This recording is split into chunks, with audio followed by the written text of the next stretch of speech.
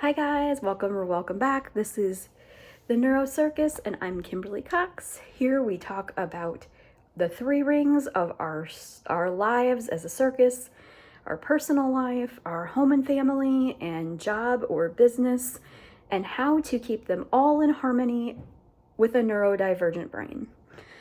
So today I am doing day 4, right? 1, 2, 3, 4. Yeah, day 4 of the 21-day YouTube challenge from Neurodivergent Mom. And we are talking about a difficult topic for me. Okay? And it's not so much a difficult topic, it's difficult for me to voice these things out. I think about them a lot, but actually saying them out loud is an entirely different story. So, let's jump into this. Talking about masking today. And I think this is one area where I tend to feel like I could possibly myself be on the spectrum as well. I have never had an official diagnosis, which is why I didn't talk about that in the diagnosis and how it felt and all that, because I have not had an official diagnosis. And I don't want to mislead anybody here. But I definitely have some masking behavior that goes along with someone who is on the spectrum. So, talking about what I mask. So, social situations can be very awkward for me. I see where my ADHD kicks in, and I can be hyper talkative. I can overshare a lot. I can kind of throw myself at a person, for lack of a better way of putting it, which usually is not what you're supposed to do when you first meet a person. So that tends to put me in a place where, and I never realized you weren't supposed to do that. I went years. I was an adult before I realized that I overshared way too much and I threw myself at people way too much. And I was pushing people away with how aggressive my friendliness and my wanting to talk to people was. I'm like that little puppy dog who's jumping up and down and just wants pet. And yeah, that was me. And I could totally see that as being an ADHD. That being ADHD, the amount of hyperness, the amount of need to talk and need to connect and that kind of stuff. Where I see the spectrum side of it is the not understanding what is appropriate and what is not. Because as I think about it, I didn't see anybody else around me doing that. So I just kind of did my own thing. I didn't pick up on the nuances, the little subtle things from other people that were, okay, this person just kind of sits there and they chill and they have a conversation and then they, go and whatever. So I think that is one place where I can definitely see some spectrum issues there. I have and have had for a very long time. I'm getting much better with this, but I have had a lot of concrete thinking. With my daughter, there was a lot of black and white thinking and a lot of concrete thinking.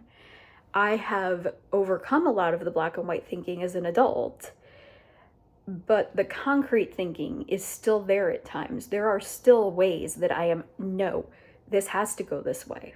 There is no other way. And then sometimes I will say that or, think that, and then the ADHD part of me will kick in and be like, but there's like 50 different ways to get there. We just have to figure it out. And I'll have this little internal back and forth in my head about, okay, but no, because this is the way everybody wants it. And then the other side of, but that's not how we can do it. So if we do it this way, we're still getting the same result. But that's not how everybody wants it, and the back and forth.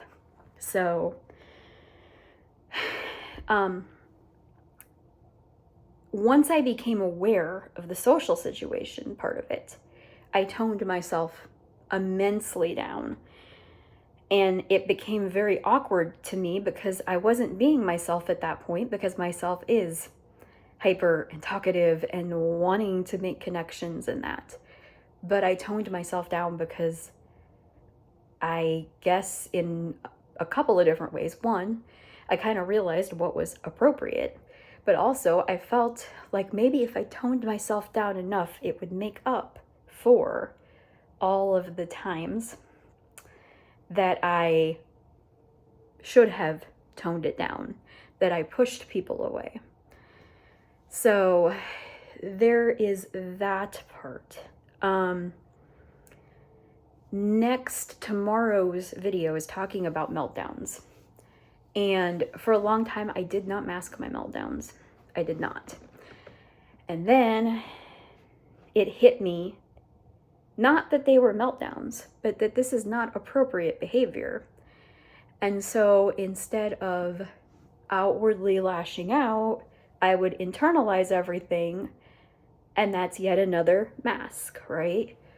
Put that on, keep it all inside, don't let anything out, because if you let even one little bit out, it's all just gonna come tumbling out. So just keep it all in, keep it all together, hold on to it for dear life. That's another mask. Those are my big ones. Those are my big ones. I have noticed as an adult that some of what led to my hyperness, my talking a million miles a minute, my need to constantly be moving, was a lot of overstimulation that I thought I thrived on. I thought that that was what I needed, you know? Oh, if there's just all this energy going on and whatever, then I can have all this energy and it all blends and it's all good. But that would lead to me being anxious and, you know, awkward at times. And I wasn't even, as a kid, I wasn't even aware that I should have been awkward. Like, things were awkward for everyone else except me. So that is one part where, as I realized that, I started to mask that. And like I said, so then that would lead to meltdowns a lot of times. And a lot of times when I was younger, I did not mask them. Then as I started to realize, you know, I did. So those are all some of the ways that I mask. So there's a little bonus part in here where it talks about, you know, when do you have times when you feel safe to unmask? And I guess the answer to that is it really depends on the day. It's not that I necessarily have any, that I'm unsafe in any situation to unmask. It's more my self-conscious level of things. And if I'm feeling a little bit more confident in myself and confident in who I am, I can unmask some things. And if I'm on the lower end of that spectrum where I'm like, yeah, probably not, I'm just going to, by default, mask so that I don't add more discomfort to myself. And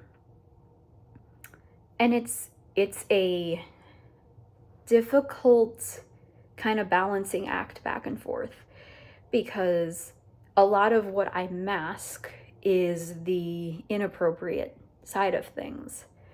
So there's a balance to how you let those things come out so that they don't stay bottled up, but also letting them out without it creating a atmosphere that pushes people away.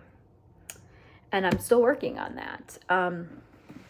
That's a lot of why I enjoy having community around, because there are times that I can talk to someone who, you know, feels what a sensory meltdown is like, feels what it's like to be overstimulated, and understands it on a different level. And then I don't feel like I'm trying to explain myself to someone who, you know, it's not that they're judgmental, it's not that they're, you know, they just cannot possibly fathom it because they've never felt it. And so at that point, it almost feels like there's no point. So, okay, so that is day, day 4 of the 21-day challenge. I'm going to try to get a week's worth in so that I can get those scheduled up, because I'm excited about this. I'm excited to, you know, find the community in all of this and to watch all of your guys's videos and stuff. So if you haven't subscribed yet, please subscribe. There's going to be lots more, you know, not just this kind of content. There's going to be lots more fun content coming at you guys. Like this, comment, let me know, you know, do you mask? Do you unmask? All right, I will talk to you guys later. Bye.